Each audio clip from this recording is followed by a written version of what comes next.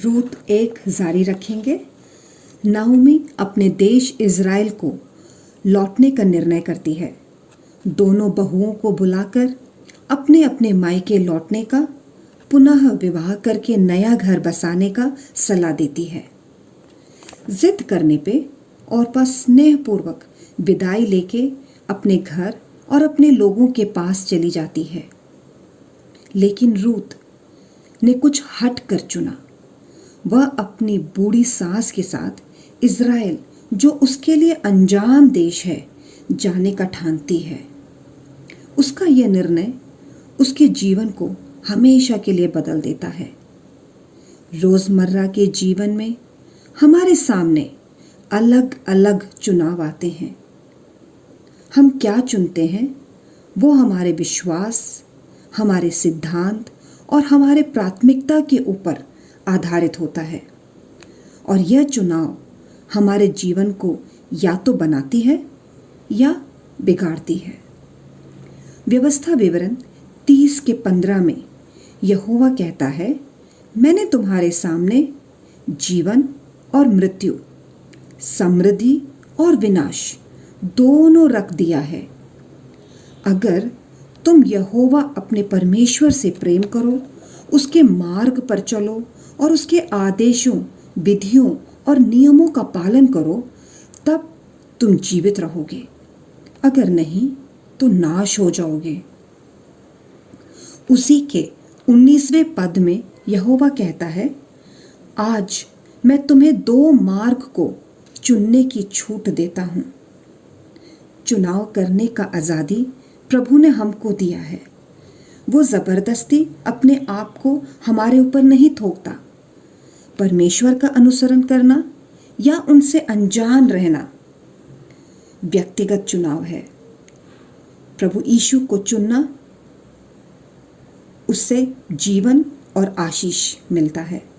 तिरस्कार करने से अभिशाप और नाश। बाइबल से कुछ उदाहरण हम देखेंगे। यहोशू 24:5 में यहोशू, जो इज़राइल का अगुवा है, कहता है, आज चुन लो तुम किसकी सेवा करोगे।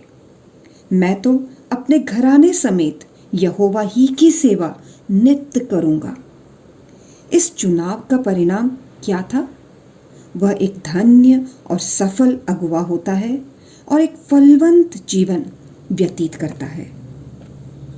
दूसरा उदाहरण मत्ती 19:16-22 में हम एक धनी युवक के बारे में पढ़ते हैं, जो धन दौलत से आकर्षित होकर सांसारिक अभिलाषाओं को चुनता है और उदास होकर यीशु के पास से लौटकर चला जाता है।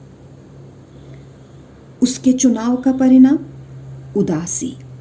भजन संहिता 16:11 में कहता है, परमेश्वर के उपस्थिति में आनंद की भरपूरी है और सुख सर्वदा बना रहता है। परमेश्वर के निकट आनंद की भरपूरी है। लूक 19 में एक और व्यक्ति के बारे में पढ़ते हैं, जक्कई। वो व्यक्ति यीशु को अनुसरण करने का चुनाव करता है और उसके घर में, पूरे घर में उद्धार और आनंद छा जाता है। रूत नाओमी के साथ रहते हुए जान गई थी कि इज़राइल का परमेश्वर यहोवा जीवित परमेश्वर है, और इस परमेश्वर पर भरोसा करते हुए संकल्प करती है और बूढ़ी सास से कहती है, जिधर तू जाएगी उधर मैं भी जाऊंगी, जहां तू टिकेगी वहां मैं भी टिकूंगी। तेरे लोग मेरे लोग होंगे और तेरा परमेश्वर मेरा परमेश्वर होगा। रूत का दृढ़ संकल्प और चुनाव से कैसे वो आशीषित होती है, वो आने वाले दिनों में हम देखेंगे। प्रार्थना करके बंद करेंगे। प्रभु यीशु, मैं प्रार्थना करती हूँ कि सुनने वाले सब प्रियों को आप मदद करें, सही चुनाव करने में आप उनकी सहायता करें। यीशु मसीह के नाम से मांगते हैं, आमीन।